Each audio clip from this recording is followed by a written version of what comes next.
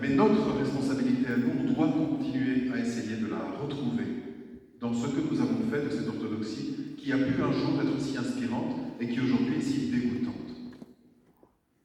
Et je ne peux pas m'empêcher de penser, par exemple, que le mal qu'aujourd'hui vous avez si bien décrit était déjà analysé il y a de nombreuses années, notamment par un organe qui a disparu malheureusement à la fin des années 2010, en 2011 si ma mémoire est bonne, et qui est le service orthodoxe de presse.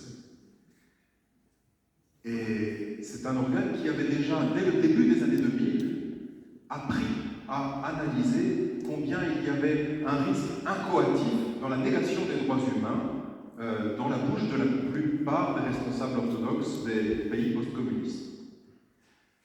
Et là, je voudrais, nous, jeter la pierre à nous-mêmes. Je la jette d'abord à moi-même, peut-être, mais je crois que chacun, nous devons vraiment repenser à toute la liberté et la lucidité dont notre communauté pouvait faire preuve pendant des décennies et que nous avons d'une certaine manière méprisé.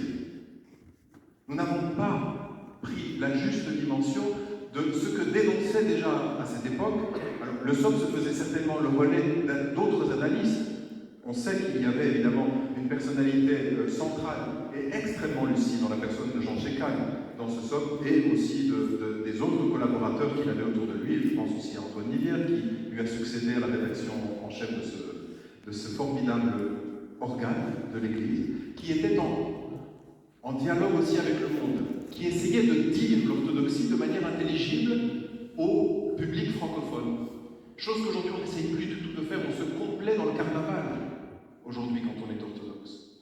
Et je trouve vraiment qu'il y a beaucoup de choses qu'on pourrait réapprendre, et je crois d'ailleurs que sur le plan purement technique, le SOP est aujourd'hui accessible en ligne sur le site de la Fraternité orthodoxe en intégralité. Il faut aller relire ce qui a été écrit au début des années 2000, je m'en souviens assez bien, au sujet du questionnement, ou plutôt de la remise en cause des droits humains par les responsables ecclésiastiques de l'époque. Il y avait une belle analyse qui avait déjà commencé, et j'en viendrai à ce que vous disiez tout à l'heure.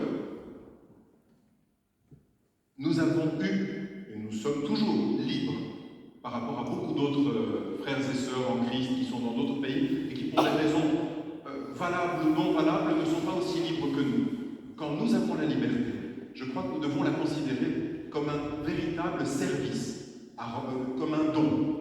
Nous avons le don de la liberté, que d'autres frères et sœurs n'ont peut-être pas. Nous devons apprendre à en faire usage. Et en faire usage pas pour sauver notre petite peau à nous, mais pour rendre un témoignage beaucoup plus vivant de la richesse qui un jour a pu nous inspirer et qui aujourd'hui, comme je le disais,